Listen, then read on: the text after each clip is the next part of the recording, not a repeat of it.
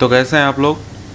और इस वीडियो के साथ हम शुरू कर रहे हैं क्लास 9th का पॉलिटी। और पॉलिटी में यानी कि सिविक्स हम पढ़ रहे हैं और यह है चैप्टर नंबर 1 और चैप्टर नंबर 1 का वीडियो नंबर 1। तो इसके अलावा भी हम बहुत सारे वीडियोस करेंगे इस चैप्टर के ऊपर। तो पहले हम इस वीडियो को देख लेते हैं। तो देखिए, चैप्टर का नाम है democracy in the contemporary world. तो देखिए, इस चैप्टर में सिंपली हम देखने वाले हैं कि वर्ल्ड में बहुत सारे डेमोक्रेसीज़ के बारे में, कई 2 से 3 डेमोक्रेसीज़ के बारे में, और वहाँ किस तरह से डेमोक्रेसी डेवलप हुई, किस तरह से डेमोक्रेसी आई, और कई जगहों पर हम देखेंगे कि डेमोक्रेसी को हटा भी दिया गया था। तो हम यहाँ वर्ल्ड में डेमोक्रेसी के बारे में पढ़ने वाले हैं कि वर्ल्ड में कहाँ कहाँ डेमोक्रेसीज़ थी, कैसे थी, उसके कुछ एग्जाम्पल। ऐसा नहीं कि हम सारे पढ़ने वाले हैं, कुछ एग्जाम्पल उसके हम पढ़ने वाले हैं। तो यहाँ देखिए, ओवरव्यू आप देखेंगे तो आपको पता चलेगा कि आखिर ये किस लिए है, ये जो बुक है। तो यहाँ साफ लिखा गया है, this book is about democracy. ये किताब है सिंपली डेमोक्रेसी के बारे में। पहले चैप्टर में हम क्या पढ़ने वाले हैं, डेमोक्रेसी किस तरह से एक्सपेंड हुई पिछले लास्ट 100 ईयर्स में, यानी पिछले 100 साल में डेमोक्रेसी किस तरह से एक्सपेंड हुई बहुत सारे देशों में। तो more than half of the independent countries in the world today are democracies. आधे से ज़्यादा देश पूरी दुनिया में आज डेमोक्रेसी हैं। The expansion of democracy has not been smooth and straight. ऐसा नहीं था कि धीरे धीरे सब जगह डेमोक्रेसी आ गई थी। डेमोक्रेसी के बहुत सारे रिवोल्ट्स हुए, डेमोक्रेसी लाने के लिए बहुत सारे रिवोल्ट्स हुए और बहुत तरह के लोगों को परेशानियाँ झेलनी पड़ी ताकि डेमोक्रेसी आ सके उनके स्पेसिफिक देश में। जैसे कि हम यहाँ देखने वाले हैं चिली के बारे में, पोलैंड के बारे में, और भी 1-2 देशों के बारे में हम देखने वाले हैं। तो बहुत सारे अप्स एंड डाउन्स देखने पड़े हैं देशों को डेमोक्रेसी लाने के लिए, और ये फ़िलहाल भी बहुत ही अनस्टेबल और अनसर्टेन अचीवमेंट है। क्योंकि अगर मान लीजिए किसी देश में डेमोक्रेसी आ भी जाती है तो उसके बाद ऐसा हो सकता है कि वहाँ पर कोई रिवोल्ट हो जाए, सैनिक विद्रोह हो जाए, या फिर किसी और तरह से डेमोक्रेसी को फिर से रिमूव कर दिया जाए। तो आइए हम आगे बढ़ते हैं, क्योंकि ये पार्ट अगर मैं बताऊं तो ये आपके किसी काम का नहीं आएगा। आप चाहे तो इसे पढ़ सकते हैं और समझ सकते हैं कि आखिर आपको ये चैप्टर क्यों पढ़ाया जा रहा है। तो हम अपने मेन मुद्दे पर आते हैं, मेन पॉइंट पर आते हैं। जैसे ही हम किताब खोलते हैं, अपना चैप्टर नंबर 1 खोलते हैं, हमें ये इमेज देखने को मिलती है। तो आखिर ये इमेज है क्या और कहना क्या चाहती है ये इमेज, ये हम पहले देख लेते हैं।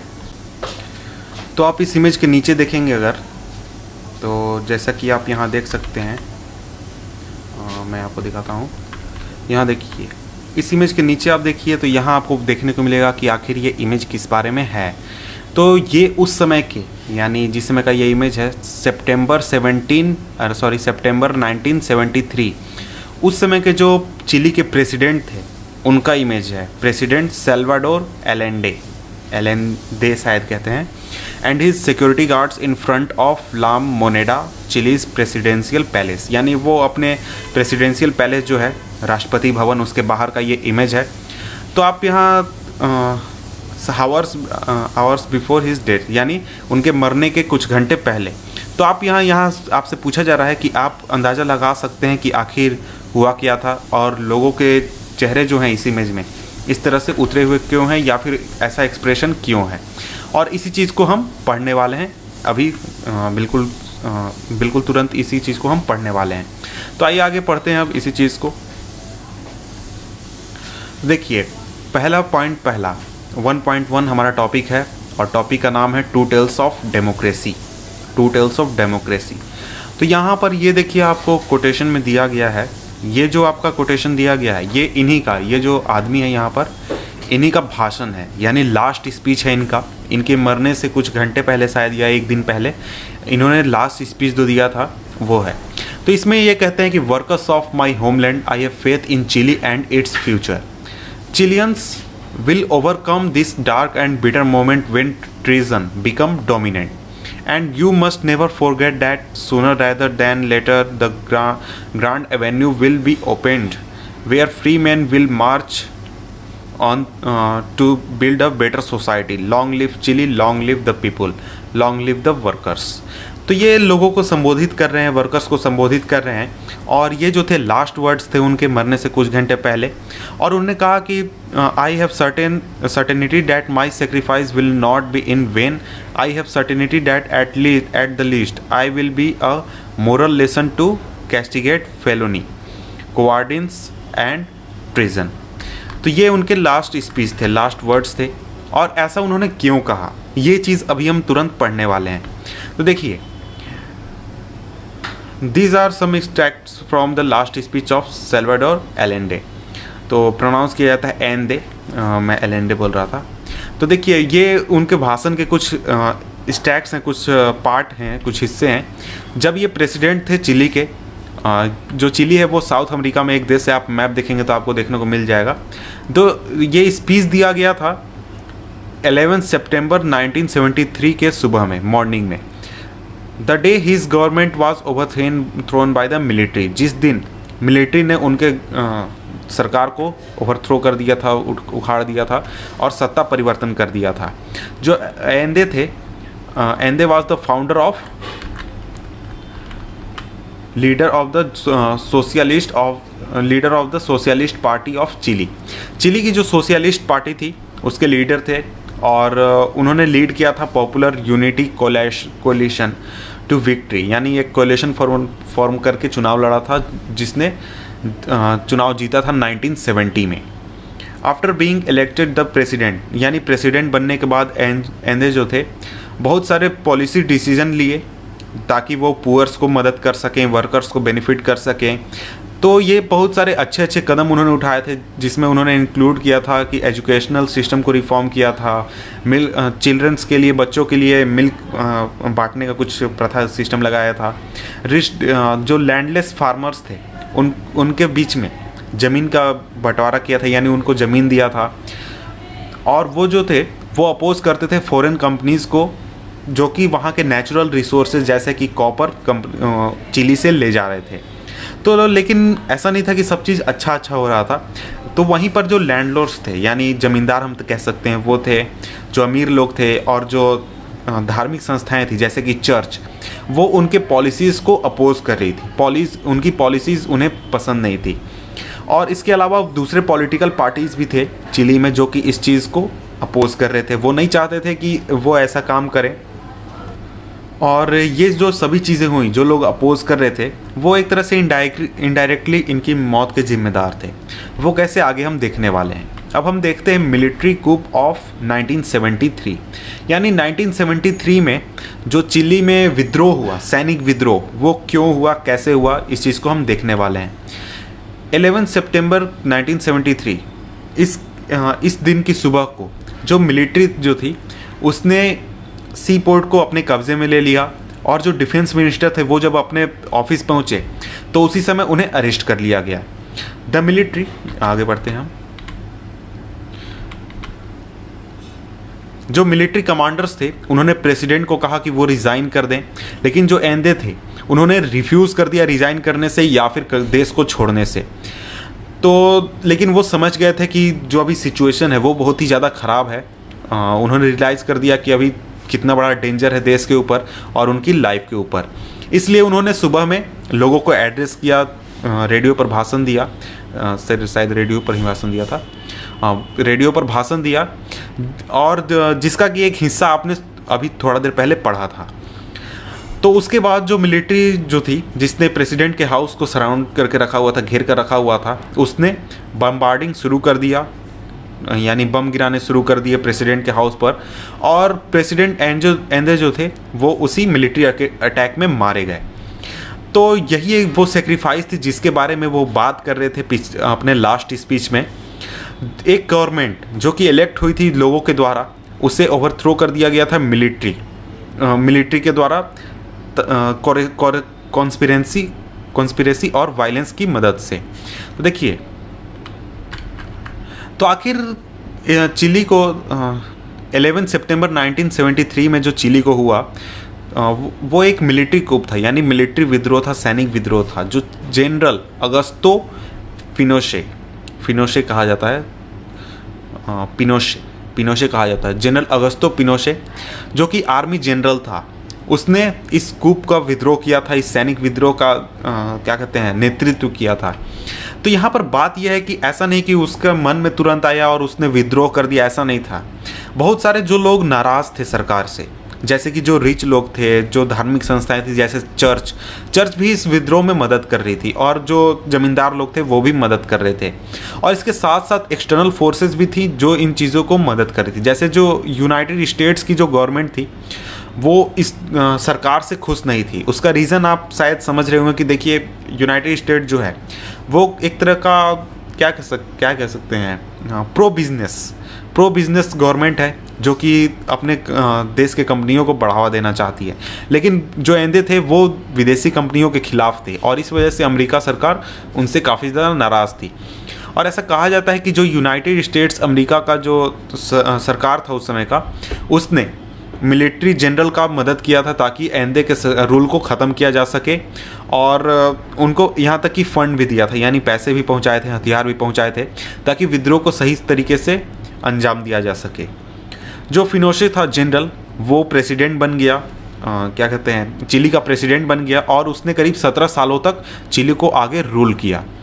और जो गवर्नमेंट इलेक्ट की गई थी लोगों द्वारा, अब पावर पूरी तरह से शिफ्ट हो गई थी मिलिट्री जनरल्स के हाथों में, मिलिट्री ऑफिसर्स के हाथों में। नीचे करता हूँ, मिलिट्री ऑफिसर्स के हाथों में पूरी ताकत पहुंच गई थी, और लोगों को अब कोई अधिकार नहीं था कि वो कुछ कह सकते थे या फिर कुछ कर सकते थे। जो मिलिट्री ऑफिसर्स थे वो जो चाहते थे वो करते थे, जिस तरीके से चाहते थे वो करते थे, उनको कोई क्वेश्चन करने वाला नहीं था, उनको कोई कुछ करने वाला नहीं था। तो एक तरीके का मिलिट्री डिक्टेटरशिप इस्टेब्लिश हो गया था चिली में। जो फिनोशे की जो गवर्नमेंट थी, यानी फिनोशे की जो सरकार थी, वो लोगों को काफ़ी ज़्यादा टॉर्चर करने लगी, उन्हें मारने लगी, और बहुत सारे लोगों को मार भी दिया गया जो कि एंदे को सपोर्ट करते थे या फिर जो डेमोक्रेसी की मांग कर रहे थे। तो इनमें से कुछ जो लोग इंक्लूडेड हैं जो कि फेमस हैं, वो उस समय के जनरल अल्बर्टो बैशे ऑफ, जो चिलियन एयरफोर्स के लीडर थे यानी जनरल थे, और उनके अलावा दूसरे भी ऑफिसर जो थे जिन्होंने जनरल का मदद करने से इनकार कर दिए थे, यानी जो हमारा अगस्टो फिनोसे जनरल था, आर्मी का जनरल, उसका मदद करने से जिन ऑफिसर्स ने इनकार किया उनको भी अरेस्ट कर लिया गया या फिर मार दिया गया। तो इसके साथ ही जो अल्बर्टो बैशे जो था, जो एयरफोर्स का जनरल था, उसको मार दिया गया, और उसके जो वाइफ थी, उसकी वाइफ और उसकी बेटी को प्रिजन में डाल दिया गया, जेल में डाल दिया गया, और काफ़ी ज़्यादा टॉर्चर किया गया। और इसके अलावा करीब 3000 लोग मिलिट्री द्वारा मार दिए गए, और बहुत सारे लोगों को मिसिंग घोषित कर दिया गया, यानी लापता घोषित कर दिया, और आज तक कोई नहीं जानता है कि उन लोगों के साथ क्या हुआ और वो लोग कहाँ हैं। तो अब हम आगे बढ़ते हैं।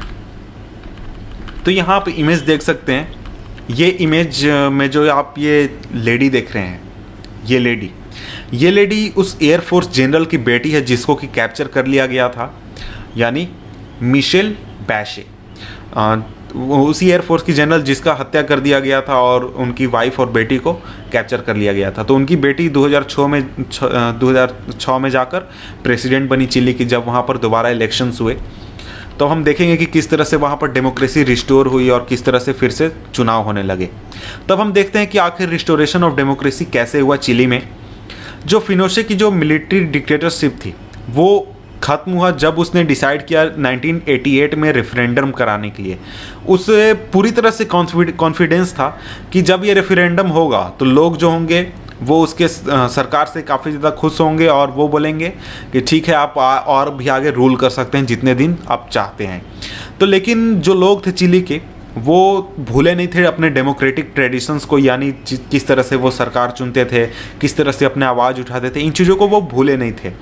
तो इसीलिए उनका जो वोट था वो नहीं की ओर गया कि वो फिनोशे की सरकार को नहीं चाहते हैं। तो ये जो था, ये आगे चलकर फिनोशे को अपना हाथ धोना पड़ा सत्ता से, अपने मिलिट्री पावर से और अपने पॉलिटिकल पावर से। तो यहाँ पर आप ध्यान दे सकते हैं कि जो एंदे जो थे जिनकी हत्या कर दी गई थी 1973 में, उन्होंने जो एक्सप्रेस किया था अपने भावनाओं को कि देखिए जो ट्रीजन है यानी विद्रोह, क्वार्डेंस और फेलोनी, इन सभी को पनिश किया जाएगा अंतिम में। वो फाइनली ऐसा कुछ हो गया था कि फिर से डेमोक्रेसी रिस्टोर होने के चांसेस हो गए थे, मिलिट्री डिक्टेटरशिप खत्म होने की स्थिति आ गई थी। और पॉलिटिकल फ्रीडम वाज रिस्टोर्ड, उसी समय में पॉलिटिकल फ्रीडम रिस्टोर हो गया।